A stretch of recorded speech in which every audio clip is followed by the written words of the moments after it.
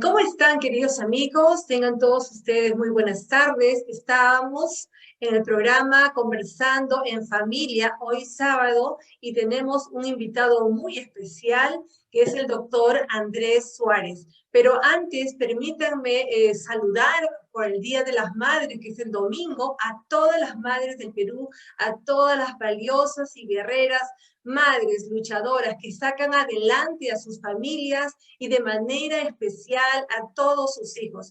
Un cariñoso saludo y mis mejores afectos, y también decir a los hijos que expresen su cariño, lo verbalicen, hagan llamadas. Bueno, visita no puede ser por el tiempo de confinamiento, la pandemia, pero sin embargo existe el teléfono, existe el WhatsApp, existen las videollamadas, y háganle sentir a su madre un día muy especial que realmente se lo merece. Muy bien, ahora sí vamos a empezar con la entrevista. Tenemos al doctor Andrés Suárez. Él es egresado de la Universidad Inca Garcilaso de la Vega en la Facultad de Derecho y es actualmente un abogado litigante especializado en Derecho Civil, Procesal y Asuntos de Familia, con el cual vamos a desarrollar el tema resolución de conflictos intrafamiliares. ¿Cómo estás, Andrés? Bienvenido. Claudia, buenas tardes, ¿cómo estás? Muchas gracias. Un saludo para ti y un saludo para todas las madres del Perú en esta fecha tan importante y tan álgida también que vivimos a nivel nacional. Esperemos que fechas como esta nos hagan regresar al núcleo, regresar precisamente a esa esfera, la cual es la más importante de la sociedad, que es la familia, ¿no? Para recordar precisamente que todos venimos de una madre y todos venimos de una familia de la cual se ha visto muchos casos en estos años de pandemia. Ya nos vamos por el segundo año y que esto va a continuar, parece que se viene de larga data, ¿no? Un saludo para todas las madres y un saludo para toda la familia, sobre todo porque muchas veces ellas son el sostén y las directoras de la familia a nivel general. Así que un saludo de las madres, un feliz Día de las Madres para todas, por todos ustedes. Muy bien, muchísimas gracias. Ahora sí, vamos a empezar con nuestra entrevista. Y antes de ello, quisiera decirte, para adentrarnos en el tema, ¿qué definición nos puedes dar acerca de los conflictos intrafamiliares? ¿Qué debemos entender por los conflictos intrafamiliares? Bueno, en realidad la experiencia, el derecho de familia es la única rama del derecho la cual con la cual se pueden hacer concesiones muy grandes, ¿no? No es una rama del derecho la cual tenga que tener muchas reglas específicas, reglas duras, ¿no? Sino todo lo contrario. Es donde se aplica la mayor cantidad de criterios de flexibilización, de inmediatez, de oralidad y de primacía de la realidad. O sea, prima lo que está pasando ahora.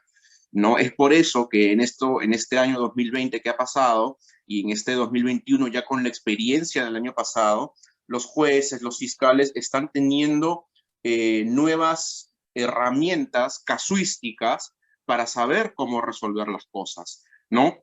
Y básicamente, una de las primeras cosas que tenemos que tener en cuenta como resolutores, ¿no? Porque miembros de la resolución del conflicto, ¿quiénes somos? Los profesionales, los psicólogos, psicoterapeutas, psiquiatras también, eh, los abogados, los secretarios de juzgado, en algunos casos los notarios que emiten ciertos permisos especiales para niños y los jueces. Entonces, todos los elementos, todos los actores, ojo, no olvidemos a la fiscalía, la policía también tienen un rol y la parte médica también, ¿no? Los médicos, médicos de familia también tienen mucho que ver.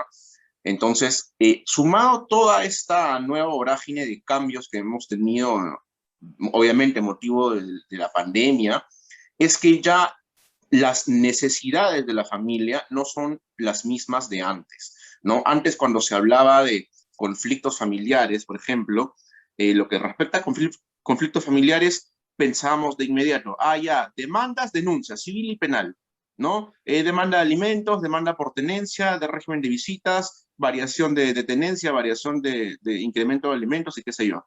En realidad, si hacemos un metaanálisis, o sea, un análisis de lo que está más allá de la situación planteada, hoy por hoy, y esto te lo traigo como novedad para tu programa Conversando en Familia, porque este es un artículo que recientemente estoy haciendo eh, gracias al auspicio, obviamente, del doctor Pincus Flint, el dueño del estudio Flint, socio principal, fundador de Flint Consulting Group, y se trata sobre un artículo que estoy escribiendo, que muy posiblemente la semana que viene ya sale, que tiene sobre la aplicación del método Flint de resolución de conflictos, ¿no?, a las controversias intrafamiliares. ¿De qué se trata esto? No se trata nada más y nada menos que de aplicar lo que se conoce como la negociación integrativa, ¿no?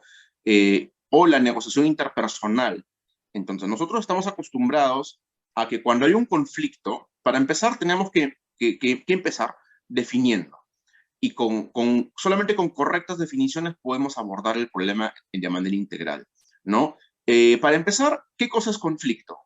El conflicto o el problema es toda aquella situación que dificulta el normal funcionamiento. Cuando hablamos de funcionamiento, la palabra funcionamiento de la raíz funcionalidad tiene que ver con una mecánica. Una mecánica, ¿qué cosa es una mecánica? Es como cuando funcionan los engranajes dentro de un motor, ¿no? Hay un engranaje por acá, un engranaje más chico y los engranajes funcionan. ¿Qué pasa cuando los engranajes no funcionan muy bien? Ya empieza a haber lo que se conoce como disfuncionalidad.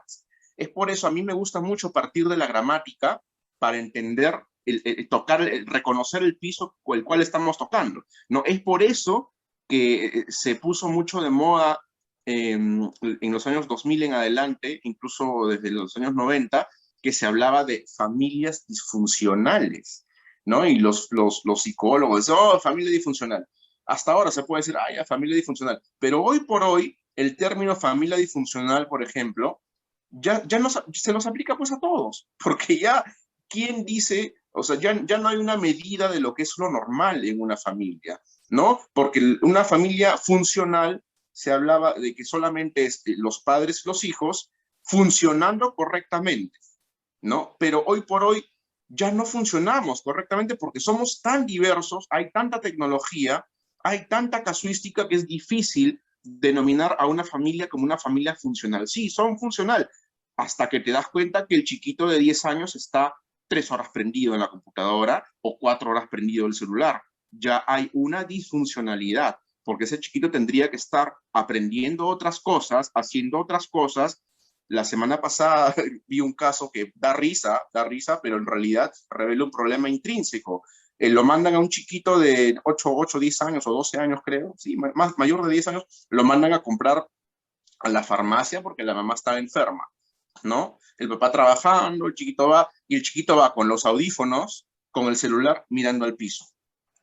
O sea, esa era su forma de caminar, era así, mirando al piso. No sé qué pasó, que se chocó con alguien o con algo, toda la mano ensangrentada, o sea, un problema. Y el tema aquí es, oye, ¿y el chiquito por qué camina mirando al piso? ¿No? Entonces, y era porque estaba con el bendito aparato, o sea, no lo deja. Entonces, ya no hay una normalidad, entre comillas. Ojo, hay que tener mucho cuidado con los términos también. El tema es, la funcionalidad en la familia, ¿ya?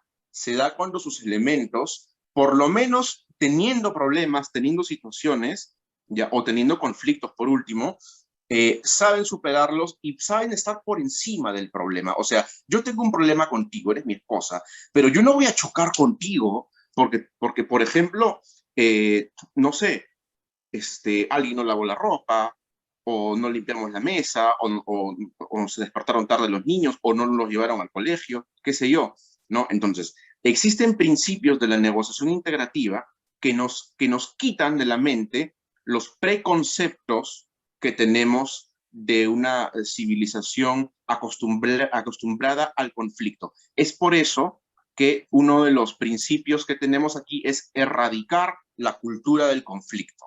O sea, cuando una situación problemática, un problema o un conflicto, ¿no? Punto 1, no ir al choque. O sea, ir a resolver el problema manejado en base a principios. Principio número 1, erradicar la cultura del conflicto. Principio número 2, duro con el problema, suave con la persona. Y esto se aplica no solamente en los aspectos de familia, se aplica también, ojo, estas conferencias sobre el método de negociación integrativa que se dictan en ESAN, se dictan en la Universidad del Pacífico, en muchos posgrados también en MBAs en Estados Unidos, incluso el doctor Flint lo dicta en la Universidad de Harvard. Entonces, esta teoría de la negociación integrativa tiene que ver con erradicar la cultura del conflicto, podemos hacer lo que se llama una negociación en la cual ni tú ni yo perdemos. O sea, ¿tenemos un problema? Sí, tenemos el problema, pero porque existe el problema, no tenemos que destruirnos entre nosotros. Es que ahí nace el principio número 2, duro con el problema, suave con la persona. Es por eso también que mucho se habla de que esta doctrina, estas teorías de resolución de conflictos es nada menos que una doctrina cristiana de resolución de conflictos. O sea, no escapa de la templanza, de la sabiduría efectuada por el mismo Jesucristo cuando vino a la tierra. Él dijo, no, yo soy duro con el problema y suave con la persona. Él perdonó a muchas personas, pero cuando se trataba de elementos directamente nocivos en contra de la sociedad, era puntual, era fuerte, era firme y no negociaba, pero ni un milímetro, ¿no? Andrés, pero una consulta, perdón la interrupción. Has tocado varios temas que me gustaría ir de a pocos, de a pasos, para ir desmenuzando un poco, ¿no? Porque has dado bastante información. Por ejemplo, retrocedamos un poquito. Cuando tú dices familia disfuncional, entonces está entendiendo que actualmente, bueno, desde el 2020, que empezó el tema del confinamiento, la pandemia, y que subsiste hasta el día de hoy, definitivamente ha habido un punto de quiebre, un antes y un después. A la vida se nos ha cambiado tremendamente la forma de estudiar, de trabajar, de interactuar con las personas. Entonces, ahora todo es virtual, por ejemplo, ¿no? Incluso esa entrevista Zoom lo es también. Entonces, significa que por la naturaleza de la coyuntura actual, las familias se han convertido, o digamos, en disfuncionales por este tipo de situación. ¿Ha influido de manera determinante? ¿Qué nos puedes decir? Ya, la respuesta es que no. Precisamente cuando he tocado en un inicio la frase de familias disfuncionales, ya, es porque he hecho alusión al término psicológico. O sea, psicológicamente hablando, se solía usar hasta el siglo pasado incluso los términos de familia disfuncional. Pero ahora, aplicados a nuestra realidad, sumado a la nueva normalidad que le quieren llamar al tema del COVID, la pandemia, ya el término familia disfuncional pierde un sentido. ¿Por qué? Porque ninguna familia funciona perfectamente. Si no, no existieran los psicólogos, no existieran los abogados, no existieran los psicoterapeutas. Entonces, el término familia disfuncional yo creo que es un término que podría dejarse incluso en la obsolencia, ¿no? Porque ya es difícil determinar, muy aparte de que es un concepto que suena bastante estigmatizante, ¿no? Pero que no es lo mismo a decir, por ejemplo, esta familia tiene problemas, sí, pero funciona bien. O sea, tenemos problemas, pero tratamos de hacerla funcional, ¿no? Es cuestión de terminología, nada más. Ok. Y ahora, cuando estás hablando de los principios, vamos a ir uno por uno para graficar la historia o el tema y las personas puedan captar mejor el mensaje que nos estás brindando. Por ejemplo, cuando dices duro con el problema y suave con la persona, ¿tú crees que las personas actualmente están en capacidad de llevar a cabo ese principio? Suena fabuloso, resulta maravilloso, pero en la vida práctica, en la vida cotidiana, vemos que a veces hay personas que les gana la emoción, les desborda la ira, la rabia, entonces no son conscientes de lo que hablan o de lo que hacen. Y es ahí donde suceden los conflictos, ¿no? Entonces, ¿qué nos podrías decir? ¿Cómo aterrizamos ese postulado, ese principio a la vida cotidiana?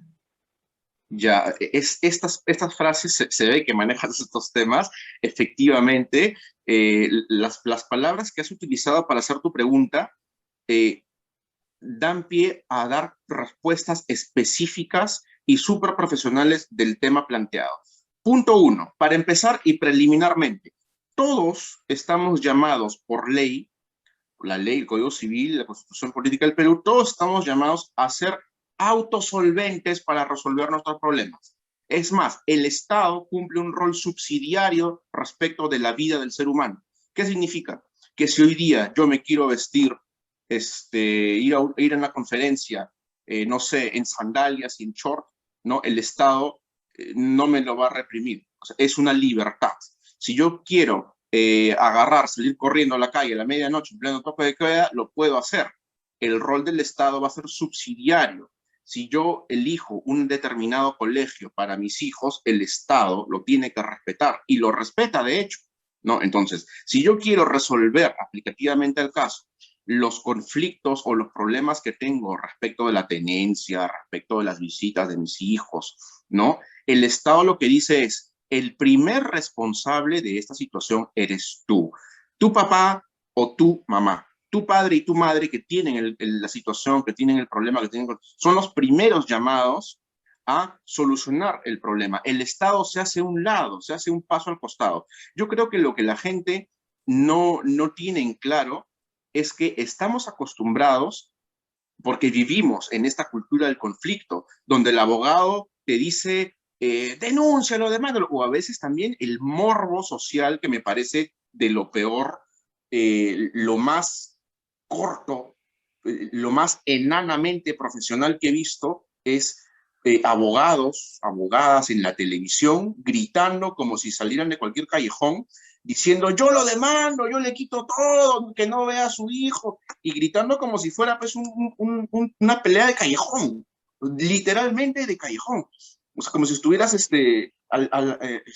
alentando una barra brava. Oigan, pónganse a pensar que hay un niño de por medio y que el niño por último va a ver la televisión y va a ver a su mamá y su papá expuestos de esa forma, y lo que van a hacer es no solamente agravar el problema, sino que al problema le van a poner el ingrediente de daño emocional del niño.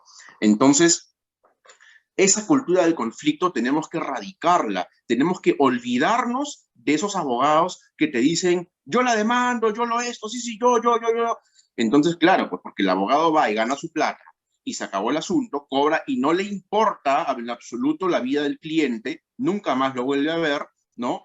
Esa cultura tenemos que erradicarlos. Yo creo que si la gente, si las personas entramos en conciencia del tremendo poder que tenemos como padres de familia, tenemos un poder que no lo podemos ni siquiera medir, tenemos un poder inmesurable, inconmensurable, no sabemos el tamaño poder que tenemos a la hora de que el Estado se hace un paso al costado para dejarnos a nosotros ejercer nuestro derecho de la libre autodeterminación, o la libre determinación o la autodeterminación respecto de nuestros problemas. Una vez que tú te sientes responsable de asumir los retos de la vida cotidiana, del llevarte bien con las personas, de no estar que porque el vaso lo dejó más a la derecha o más a la izquierda, te denuncio, te llamo policía, ¿no? A veces el papá, la mamá, los mismos hijos, jóvenes, adolescentes o hasta adultos, llegan a la casa, tuvieron un pésimo día en el trabajo, dijeron algo mal dicho, y porque si dijo algo mal dicho, llaman a la policía, y lo que hacen es allí romper. ¿Qué rompen? Rompen la relación, rompen los vínculos. Desde el primer momento que existe una carta notarial, un documento, ¿qué hiciste? Rompiste. ¿Qué rompiste? Lo más importante. ¿Y qué es lo más importante de la situación? Bueno, copiémoslo, vamos a ver qué dicen los grandes empresarios sobre esto, que son los grandes inversionistas, los grandes, los dueños de empresas de importación o las mismas transnacionales. Ellos tienen muy pocos problemas en lo que respecta a eso, porque como lo que les importa es el movimiento económico y que funcione bien la empresa, no le importa no pelearse con la persona. Ojo, porque estamos viendo de que hay un bien por encima de todo. ¿Cuál es? Que el negocio no fracase. Bueno, pues veamos la familia como un negocio. Mientras mi familia no fracase, yo puedo discutir contigo, podemos tener opiniones encontradas, podemos tener hasta diferencias políticas. Recordemos que a los jóvenes les está mucho por ser muy de izquierda o muy emo, qué sé yo. La adolescencia a veces dura más de 10 años para algunas personas, pero todo eso pasa y la educación llega, la instrucción llega y todo eso cambia, ¿no? Entonces, de lo que sí no va a cambiar es que toda la vida tu papá va a ser tu papá, tu mamá va a ser tu mamá y tus hijos van a ser tus hijos. Entonces, ¿qué es lo que tienes que hacer? Tomar el control y tomar las riendas de esa situación y decir, yo puedo hacerlo, ¿me lo merezco? Sí, ya. Vamos a ver cómo solucionamos, ¿no? Vamos a conversar, pero para conversar el problema, la situación, tenemos que dejar muchas cosas de lado, como son el conflicto de egos, el querer siempre tener la razón, ¿no? Y sobre todo, es muy importante escuchar a la otra persona. O sea, de todas estas cositas que estamos hablando a nivel muy menudito, ¿no? Son todo lo contrario al escenario al cual traes a tu abogado, ¿no? Ah, ya, te peleas conmigo, ok, vas a hablar con mis abogados. Mi abogado me cuesta $10,000 al mes y con ese abogado te vas a pelear, ¿no? Ya es el ego, que tú no sabes quién soy yo, no sabes con quién te has metido, ¿no? Ah, ya, eres valiente, ah, ya, vamos a ver. ¿Quieres resolverlo civilizadamente? Bueno, peléate con mi abogado, ¿no? Y lo que hacen es romper la situación y destruir el núcleo familiar, ¿no? Entonces, y de todo esto de lo que estamos hablando, no se trata nada más y nada menos que de un tema que se ve mucho en psicología y se llama inteligencia emocional, controlar las emociones. Si la otra persona está gritando, yo no voy a gritar, yo le voy a hablar bajito, porque si le hablo bajito a la otra persona, esa otra persona se va a aburrir de gritar, ¿no? Y si sigue gritando, Perdón, ahí está el punto, porque efectivamente cuando uno de las dos partes se altera, grita, puede decir improperios, palabras soeces, producto de la ira, lo cual no estamos justificando, simplemente estamos detallando cómo suele suceder las cosas. Y si ¿qué es la lo que pasa? segunda, claro, y si la segunda parte responde con la misma intensidad o una intensidad superior, entonces sale chispa, ¿no? Y nadie quiere perder, y yo te Exacto. gano, y entonces están en una situación de conflicto, gritan, vuelan los platos, las voces salen hasta las calles, entonces no se dan cuenta que en esa casa está un niño, un hijo pequeño, grande, adolescente que está escuchando y está viendo a su papá y a su mamá que se están sacando hasta los ojos, incluso llegan hasta las manos. Entonces, realmente el tema de la inteligencia emocional es muy importante, bastante esencial y definitivamente me parece que como país nos falta la famosa educación emocional, educarnos a regular las emociones para que las emociones no nos gobiernen, no nos cambien el libreto, digamos, o no nos hagan perder los papeles. Yo creo que acá también debemos hablar un tema de salud mental. ¿Qué nos puedes decir al respecto? Allí es cuando empieza, aquí es cuando empieza el tema de salud mental, porque si estamos hablando entre personas que mínimamente ya sabemos leer y escribir y mínimamente hemos conocido, hemos escuchado el tema de inteligencia emocional, lo hemos intentado practicar, hay gente ojo, y al decir hay gente, estamos hablando de mi caso, de tu caso y nuestros casos, o sea, no existe la familia perfecta en ninguna parte del mundo. Hay gente, hay veces, hay casos en los cuales hay personas, siempre es normalmente un miembro de la familia el que decide practicar la inteligencia emocional. Un miembro de la familia y que ya llegan años, meses, años, 10 años, y la persona, ya sea el hijo o la hija, dice, oye, hace 10 años, desde que tengo uso de razón, mi mamá es así, desde que tengo uso de razón, mi papá es así. Y piensan que nunca van a cambiar, y piensan que siempre va a ser así, y piensan que ahí van a morir, ¿no? El tema es, si tú eres consciente de que ya practicaste todo lo posible por mejorar, por conocer el dominio de tus emociones, para no reventar, porque obviamente el principio de la fricción es el choque, ¿no? Tienen que chocar dos piedras para que haya combustión. Entonces, pero el resultado es fuego. Ese es el problema. Entonces, por más que se le tiene que poner paños fríos a la situación, ojo, esto es muy importante de hablar ahorita en pandemia porque todos estamos en casa juntos ahora. Ahora todo, es más, el adolescente o el joven o el adulto joven emprendedor que salió de casa hace 2 o 3 o 4 años, de pronto ya volvió a casa, pues, porque el mundo ya no es como era antes. Y por último, por más que tenga una muy buena posición económica, si voy a estar encerrado todo el día, ¿no? Mejor me voy a la casa de mi mamá y la acompaño. Entonces, las familias están, un fenómeno muy importante es la reunificación familiar. Muchas familias se han reunificado por temas de pandemia, ¿no? Entonces, ya cuando uno ha intentado todos los medios de solucionar o de darle un nuevo curso a la relación en sí, es allí cuando ya ingresa el concepto de salud mental. Tienes que llamar a un especialista, tienes que llamar a un psicoterapeuta, tienes que llamar a un psicólogo o a una psicóloga que pueda darles pautas, pueda darle orientación, porque acá hay un tema muy importante que la gente, nosotros no acostumbramos en realidad a tocar, es el tema de la autoevaluación o de la autopercepción. Hemos hablado de que hay casos en que hay dos personas que son elementos del conflicto, pero, por ejemplo, yo he visto en la práctica, en la casuística, que hay veces en que el conflicto es de una sola persona, y esta única sola persona es una persona que vivía sola en su casa con una niña, y esta misma persona no se escuchaba cuando gritaba, porque como vivía sola, nadie le decía, oye, baja la voz, estás gritando. No, de pronto tuvo que venir la policía porque los vecinos se dieron cuenta que le estaba pegando a la niña, gritándole de una manera demasiado incontrolable, y se la llevaron detenida y enmarrocada, ¿no? Entonces, para que esto no pase, no nos pase, tenemos que autoevaluarnos. ¿Cómo estoy hablándote? ¿Cómo te estoy tratando? ¿Estoy siendo cariñoso con mamita? Es por eso que es importantísimo, Claudia. Está bien, si nosotros, yo puedo decir, ya, yo tengo más de 30 años, ya yo estoy quemado, ya yo fui, pero yo lo que tengo es educación. ¿Ya? ¿Qué es lo que tengo que hacer yo?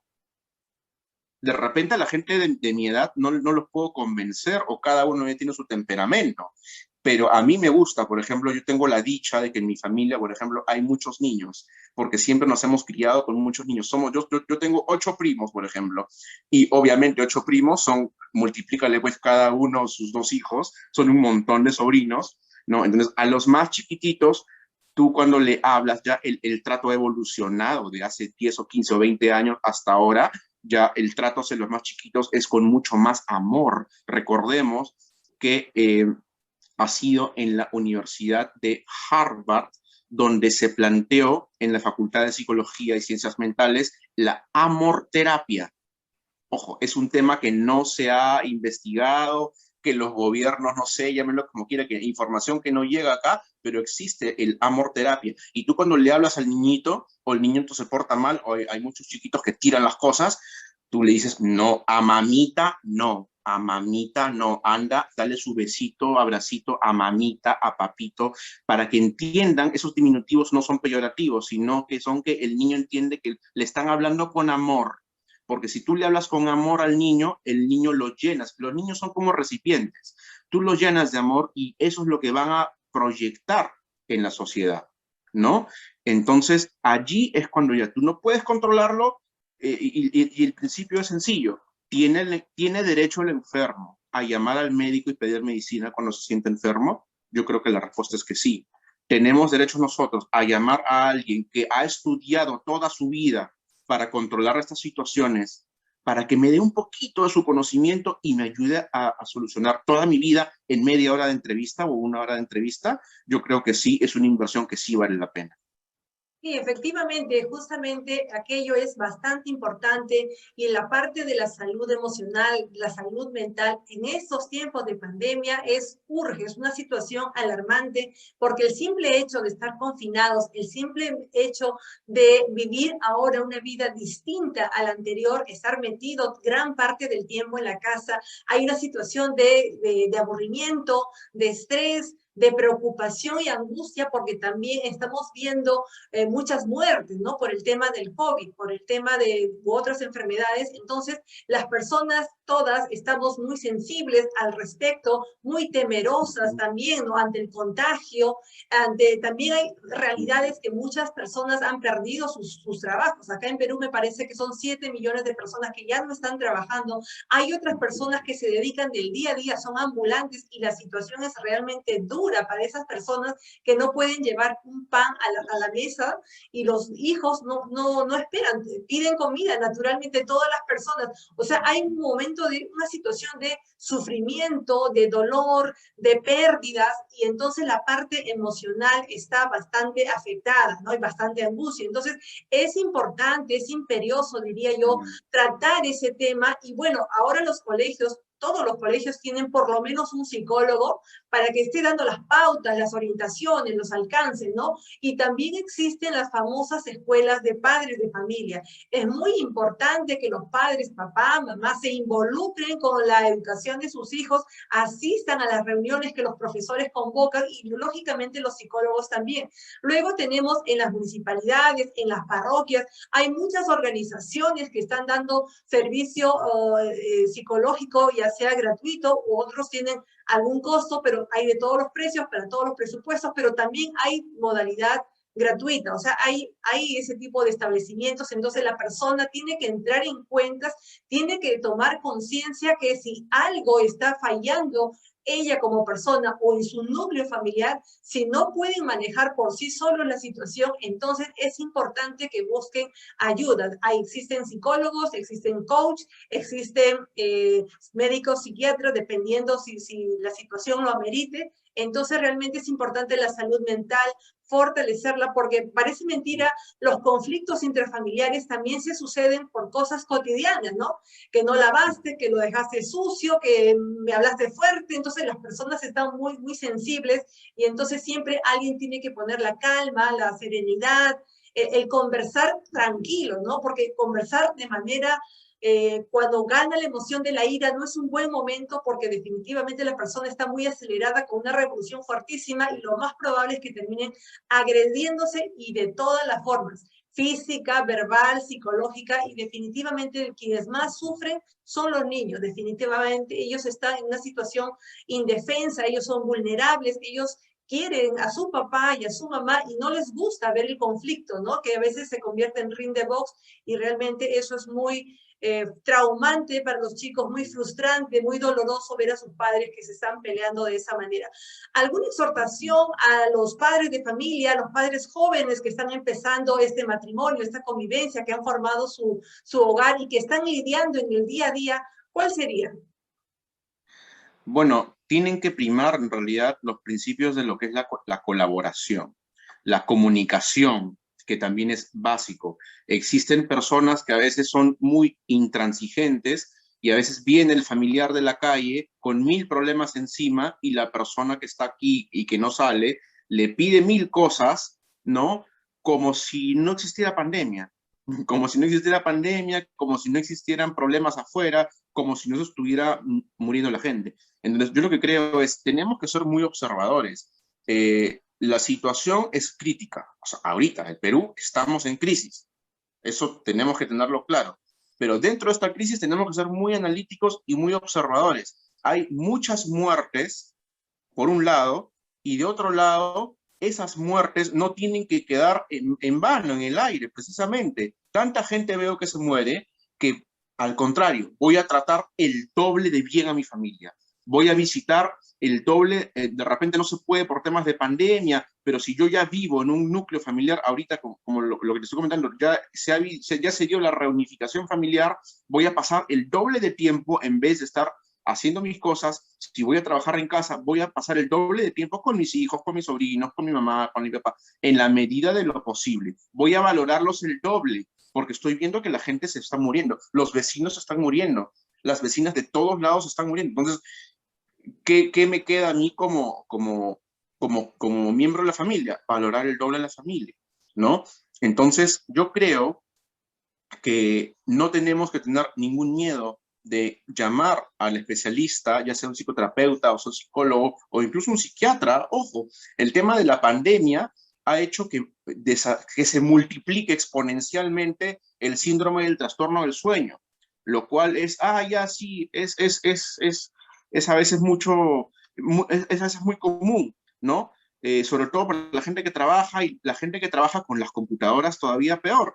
El problema es que una vez que trasnochas, ya el cuerpo humano genera distintas sustancias químicas que alteran al sistema nervioso, definitivamente. O las personas que toman mucho café, por ejemplo. Tú dices, no, sí, yo tomo café, yo puedo ser adicto al café, pero el problema es, ¿qué genera eso en mi sistema endocrino?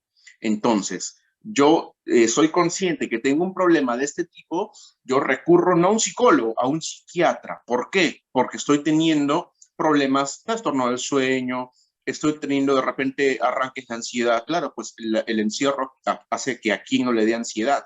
Entonces, y eso tiene que resolverse científicamente en un consultorio o un laboratorio. No puedo hacer publicidad a cualquier laboratorio, pero pueden irse, no sé, a Suiza Lab, al ROI, qué sé yo. Te va a costar, te van a hacer un análisis de sangre, de repente te puede costar bastante plata, pero te van a decir cuáles son los niveles de cobre, boro, litio, cobalto en sangre y te van a determinar por qué es la causa de la falta del sueño, por qué el trastorno de ansiedad, ¿no? De repente te pueden medicar un par de semanas o de repente un mes y los niveles de serotonina, de tantas cosas que yo en realidad no soy psiquiatra ni médico, pero vuelve a la normalidad y obviamente el tema es nunca siempre orientándose a no depender de pastillas, simplemente tratar de hacerlo de manera natural, ¿no? Entonces, pero si tienes el problema, tienes que llamar a quien te lo pueda solucionar, eso es definitivo. Entonces, valoren a la familia y traten de negociar equitativamente, o sea, erradiquemos la cultura del conflicto en la cual va a terminar siempre en que uno gana y otro pierde. Recordemos una cosa, que la justicia es adjudicativa. ¿Qué significa? Que uno va a ganar siempre y uno va a perder siempre. Y el que pierde no se va a quedar de los cruzados. Generalmente va a apelar y sobre todo se va a transformar en un problema, de un conflicto de egos ad infinitum y no va a terminar nunca, ¿no? Entonces, para evitarte todo ese problema, mejor soluciona, conversa, llama, asesórate y tú cuestiona hasta tu mismo asesor, ¿no? Porque el problema es, ahorita se han multiplicado la cantidad de psicólogos, sí, pues, pero has visto los psicólogos que trabajan, por ejemplo, en el Centro de Emergencia Mujer, ¿no? Esos psicólogos que te hacen un informe y te dicen, ya, el papá denuncia a la mamá, y el papá dice que la mamá es drogadicta, y sí, quiten el hijo porque es drogadicta. ¿Qué tipo de examen psicológico es ese? ¿No? Dice, fuente de información, el dicho por el denunciante. Y si es una denuncia falsa, ¿de qué estamos hablando? ¿No? Entonces, yo creo que tenemos que tener la responsabilidad de asumir el reto de gestionar adecuadamente las emociones que son lo que prima en el ambiente familiar. Así es, definitivamente eso es cierto. Ahora quisiera, ya que tú eres abogado y estás al día con las leyes y que estamos en el mes de mayo, mes de la familia, porque también existe el 15 de mayo, es el Día Internacional de la Familia, entonces vamos a celebrarlo de manera especial, de manera significativa, y también existe para nosotros los peruanos la ley 23466, que se declara el Día de la Familia el segundo domingo de septiembre. Eso es más adelante, pero este 15 de mayo estamos celebrando, este 15 de mayo estamos celebrando el Día Internacional de la Familia. Para nosotros, para el Perú, para nuestra Constitución, contempla la familia como la célula básica de la sociedad, incluso el Código Civil también habla al respecto. ¿Qué nos puedes ampliar esta información? Y no solamente el Código Civil, si ustedes revisan, si no me acuerdo, el artículo 14 o 25 de la Declaración Internacional de los Derechos Humanos, te dice que precisamente la familia es la célula y el núcleo de la sociedad. O sea, estamos hablando de que el instrumento internacional más importante te está diciendo que la familia es el núcleo de la sociedad y que hay que cuidarlo tanto como sus instituciones de las que ella se deriva, como por ejemplo el matrimonio, la filiación, que es el derecho de los niños a llevar el apellido y conocer a sus padres, ¿no? El derecho a tener contacto con ellos, ¿no? Entonces, yo creo que la familia como tal, en su ambiente, en su medida horizontal y como vertical respecto de los hijos, es la institución más importante que se ha reconocido, ¿no? A nivel internacional, la familia, porque precisamente se reconoce como la institución fundamental de la sociedad. Es importantísimo recalcar la importancia de la familia, porque conforme crece la familia, va a crecer la sociedad, y como crezcan la sociedad, las instituciones son su gente, ¿no? Entonces, mientras más crezca la gente que pertenece a una nación, más va a crecer la nación. Y el crecimiento es integral, es un crecimiento en tecnología, un crecimiento en economía, un crecimiento en educación, un crecimiento en investigación, ¿no? Entonces, todo eso, ¿con qué se logra? Con familias sólidas, con familias fuertes, familias que se dan la mano, familias que no se abandonan, familias que no se castran entre ellos, que no se arrebatan, que no se quitan ni personas ni cosas, ¿no? Porque está de moda quitar, objetizar a las personas, como si las personas fuéramos objeto. Ah, ya, me equivoqué de padre porque le escogí un mal padre para mi hija. Ah, ya, ¿lo mato o lo desaparezco? Uy, qué pena, no puedo matarlo físicamente porque me voy presa. Ok, vamos a matarlo emocionalmente, ¿no? ¿Cuál es la diferencia, gramaticalmente hablando de nuevo, ¿no? La diferencia entre matar y asesinar, ¿no? Tú asesinas con las manos, ¿no? O sea, quitas la vida física, eso es asesinar. Pero matar, pues en la mente puedes matar a una persona, para mí esa persona murió. El problema es que para ti puede morir, pero para tu hijo jamás. Lo que estás haciendo es castrarle al niño, cortarle esa parte de su desarrollo psico-bio espiritual, que es o bien el padre o bien la madre. Y el criminal eres tú, quien ejerce esa aberración. A ningún niño no lo puede quitar a ninguno de sus padres, ¿no? Entonces es muy importante, mientras los niños crezcan con su papá y con su mamá, van a poder tener un desarrollo, aunque sea tener la oportunidad de tener un desarrollo integral. Y recordemos que el desarrollo no solamente son de los niños, el desarrollo también es de los padres, porque tú no le puedes decir a un padre, por ejemplo, después de 50 años, ¿no? Decirle, oye, toma, tú, un hombre de 50 años, te presento a tu hijo que tiene 20, por ejemplo, ¿no? Oye, ¿y en qué momento fui padre? ¿Por qué no lo hiciste desde un comienzo, si sabías, ¿no? Entonces, yo creo que todas esas cositas tenemos que resolverlas dejando mucho de lado, ojo, dejando mucho de lado el ego. Desgraciadamente, el ego es brutal en muchas personas, el egoísmo es brutal, y el hedonismo, ¿no? El proporcionarse placer solamente para sí. Ah, no, yo quiero que sea así. Y si no es así, que se friegue. Pues no sé, yo pateo el tablero y no me importa la vida del otro, demándame, haz lo que tú quieras, te pondré abogados, pero el niño no lo ves. No, es más, ni va a llevar tu apellido, ni te va a querer, ni te va a conocer. Yo creo que no hay mayor crimen que ese, ¿no? Ahí Y está el yo creo que problema, claro, justamente porque las personas adultas piensan en sí mismas, en sus intereses, en sus emociones, y dejan de lado a lo más importante que son sus hijos. El hijo necesita crecer bajo la protección, la cobertura, bajo el cariño del papá y de la mamá. La Asociación Americana de Psiquiatría dice claramente que el niño, para su normal desarrollo y crecimiento, necesita de ambos. Ambos aportan al hijo.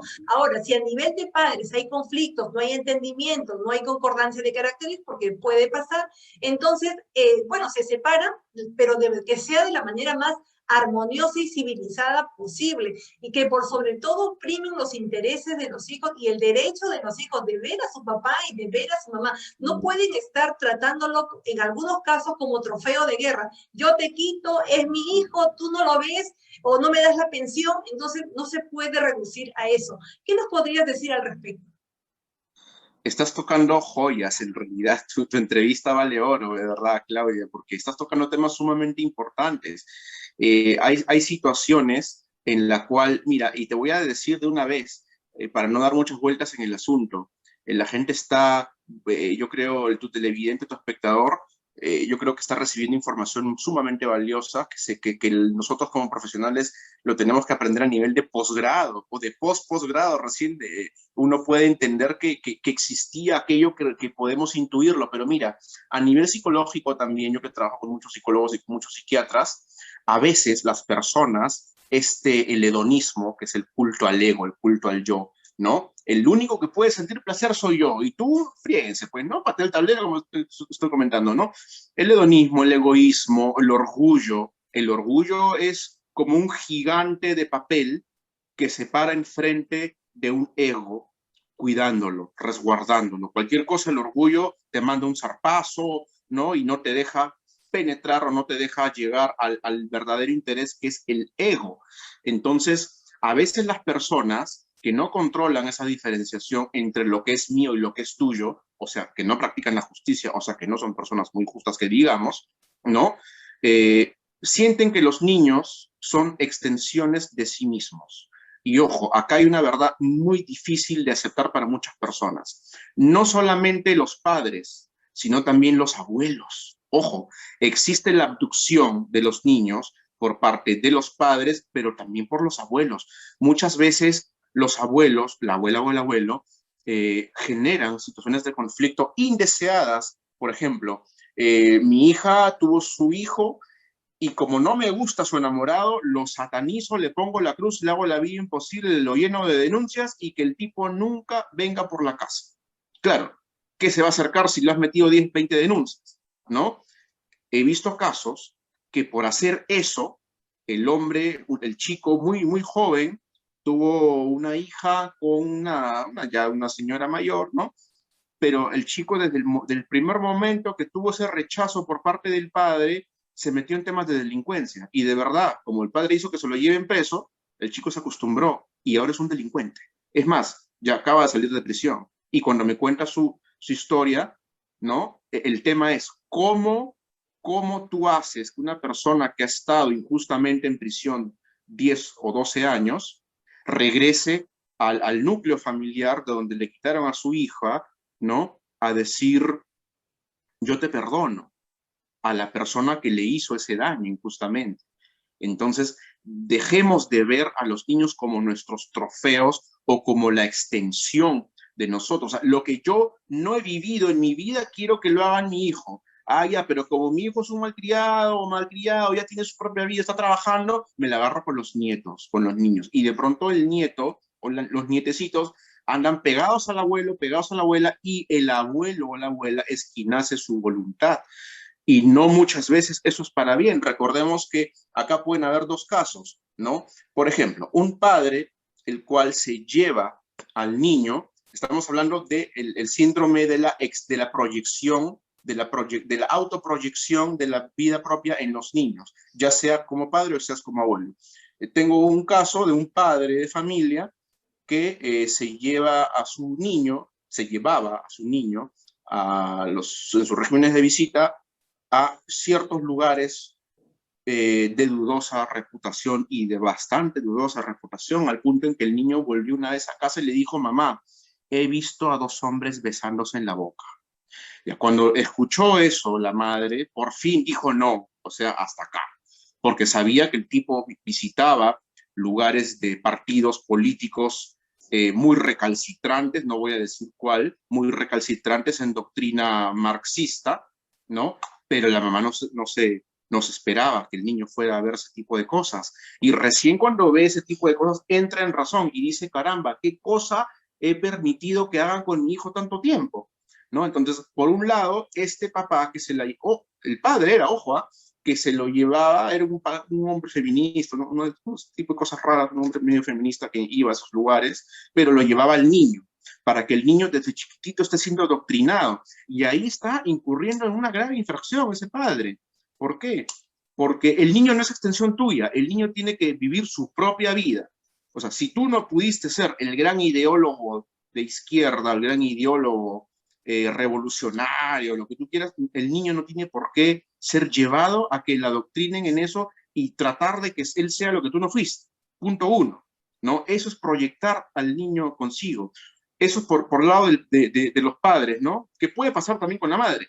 Y del lado de los abuelos, puede pasar también que hay abuelos que son tan absorbentes que anulan al hijo. O sea, anulan al padre del niño o a la madre del niño, porque son hijos suyos, están por encima del papá. Yo estoy por encima del papá, por encima de la mamá. Te anulo como persona.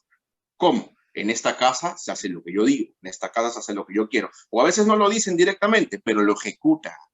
No, lo ejecutan de forma directa. Y no me importa lo que tú pienses y tu hijo o tu hijita vive conmigo.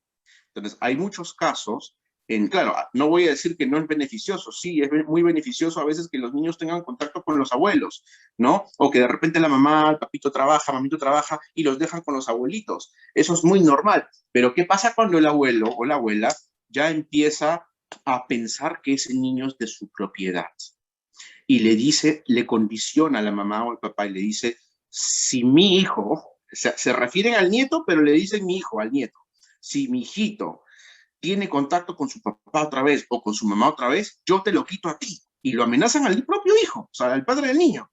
Entonces, esos ejemplos que acabo de poner son ejemplos reales y yo los he visto en mi experiencia profesional y son terribles porque ambos están, un padre que usa mal su régimen de visitas y un abuelo que usa mal su poder de protección respecto de la familia, del hijo y del nieto.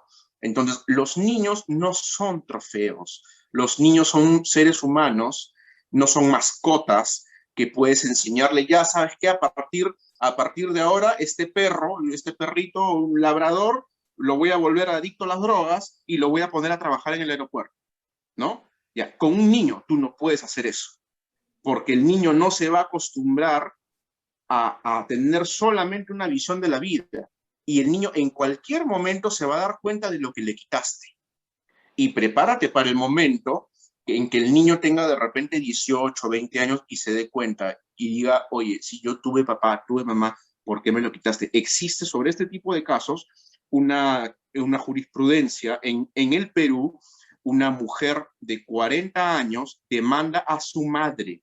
Una mujer de 40 años demanda a su madre porque el argumento de la demanda era el siguiente, ¿no? Decía, mi madre siempre supo quién era mi padre, no me puso su apellido, no me permitió conocerlo, no me permitió pasar tiempo con él. Tengo 40 años y me siento coja emocional. Ese es el fundamento de la demanda. De repente en otro momento te puedo pasar o de repente por interno te paso la resolución, pero es una jurisprudencia que a mí me dejó atónito. Yo dije, caramba, una persona lo ha logrado demandar en la vía de indemnización por daños y perjuicios, ¿no? Y estamos hablando de dos mujeres adultas, una de 60 años y una de 40 años, que se demandan entre sí porque la mayor le quitó algo a la mayor, a la menor, que ella considera que fue la base de su desarrollo psicobiológico espiritual, que era la presencia del papá y llevar el apellido del papá, ¿no? Al punto en que ella está luchando ahora por ponerse el apellido del papá, con todos estos años que han pasado, los 40 y pico años, imaginen, y restablecer el contacto y todo. Imagínate si a esa situación le sumas que el papá se muere de COVID. Así es. Ya no hay vida humana que te pueda indemnizar el daño que le hiciste a la persona. Así es, así es. Definitivamente los niños necesitan saber primero sus orígenes, ¿no? Ahí existen familias, existen personas que niegan, ocultan o evaden esa información al hijo y el hijo necesita saber quién es su padre, quién es su madre, ¿no? Necesita saber su historia, él se está formando como persona y necesita saber sus orígenes. Entonces, lo que tú dices de este caso realmente refleja una realidad. En el Perú y en el mundo se ven muchas situaciones similares y bueno, es una pena, ¿no? Ojalá que este programa que nos están sintonizando principalmente los padres de familia, que es nuestro segmento al cual nos dirigimos, sea un tema para que meditarlo en casa, conversar con la familia, con todos los integrantes. Queremos que esos temas sumen y ellos puedan sacar sus propias conclusiones, lógicamente, pero realmente ha sido interesantísimo y muy provechoso poder conversar contigo, Andrés. El tiempo está avanzando, tenemos que ir acortando el programa, queda en capítulos, seguramente, Dios mediante, más adelante podemos concertar una nueva entrevista. El tema es amplio y podemos seguir tocando más temas, por supuesto. Tú como abogado le das ese toque especial, ¿no? Desde el punto de vista de las leyes o lo que tú litigas diariamente. Ves muchos casos, N casos, entonces va a ser bastante ilustrativo para todos nosotros. ¿Algunas palabras finales, Andrés, ya para ir concluyendo la entrevista, por favor? Sí, gracias Claudia por tu espacio, gracias por tu programa. En realidad sí, estamos acá dispuestos a estudiar todo lo que podamos los abogados, estamos decididos a darle un giro, una evolución, un paso adelante al derecho de asuntos familiares, que se olvide la gente de que estamos buscando demandar que te meto preso, que te quito todo. Olvídense, desgraciadamente la media, la televisión basura que tenemos, nos ha pintado que un abogado exitoso es aquel abogado de callejón que grita, que insulta, que le falta el respeto a los policías. Eso no existe. Y lo peor de todo, ¿no? Que te promete mil cosas. Yo más que nada, yo lo que haría es mandarle una evaluación psiquiátrica y psicológica a esa persona, ¿no? Que desde el primer momento que tú le haces la consulta y siendo abogado, siendo abogada, ¿no? Proyectan su frustración en ti. Por eso es que muchos dicen en el argot del litigio, dicen que qué difícil es cuando te encuentras con un juez o una jueza que no tengan familia o que se acababa de pelear o que se esté divorciando. Imagínate que tú presentas una demanda de divorcio donde una jueza que se está divorciando porque el marido le ha sido infiel. O sea, imagínate, ¿no? Ahora, ¿quién se encarga de que esas situaciones no repercutan en el trabajo de los operadores de justicia? Entonces, olvidémonos de la cultura del conflicto y lo más importante, asumamos el rol de ser nosotros quienes autodeterminamos de la manera más justa y promoviendo mucho lo que es la autocrítica. Yo no soy perfecto, yo tengo muchos errores. ¿Será que todo lo que yo hago puede ser cuestionado? Porque desde el momento en que dejas de cuestionarte, es allí donde está el germen del autoritarismo. Puede ser para bien o puede ser para mal. De repente yo soy una persona muy creyente, qué sé yo, pero mis hijos también tienen que serlo y me tienen que obligatoriamente ser como yo quiero que sean. Falso, pues. Tienen que, yo incluso me acuerdo hace muchos años, yo he visto casos en los cuales obligaban a practicar ciertos credos. No estamos hablando de cultura, sino que es así. A veces pasa y olvidémonos de la autoproyección. Cada niño es un ser humano completamente diferente y si tú lo amas de verdad a tu niño, a tu nieto, a tu sobrino, a tus hijos, ya, dales toda la libertad de que ellos elijan con quién vivir, qué ropa ponerse, con quién hablar, a qué hora llaman a papito, a qué hora llaman a mamita. Siempre háblenle con amor a los niños, porque la amor terapia es, tanto para los niños como para los adultos, la mejor manera de decirle yo te amo a tu familiar todos los días y en cada momento, porque no sabemos en qué momento ya no estamos acá. Es verdad, es muy importante verbalizar los sentimientos, verbalizar los afectos, decirle, hijo, te quiero, te amo, eres muy valioso para mí, eres muy importante, siempre voy a estar a tu lado, acompañándote, puedes contar conmigo en cualquier momento. Yo creo que el hijo necesita escuchar esas palabras de su padre, de su madre, de las personas que viven con él, para que crezca con una seguridad, para que crezca con una autoestima muy alto y pueda salir adelante, que es lo que más queremos. Y en ese programa siempre decimos familias fuertes, un país fuerte. Eso es lo que queremos, eso es lo que buscamos. El propósito de este programa tiene esa finalidad. Te agradezco, Andrés, por tu tiempo, por la gentileza de esta entrevista. Muchísimas gracias, quedamos muy agradecidos. Igualmente Gracias. a las personas que nos están sintonizando en Facebook, en YouTube también, y en la página web de la ONG Fortaleciendo a la Familia. Y nuevamente un saludo cariñoso y especial, un abrazo fuertísimo para todas las madres del Perú en su Día de la Madre. Bueno, en realidad son los 365 días, pero sin embargo hay un día simbólico, emblemático, y es este domingo. También decirles que el siguiente sábado estaremos entrevistando al cantante Johnny Rojas en una edición especial por el Día de la Familia. Están todos cordialmente invitados. Te esperamos también, Andrés. Muchísimas gracias y será conmigo hasta el próximo sábado. Muchísimas gracias.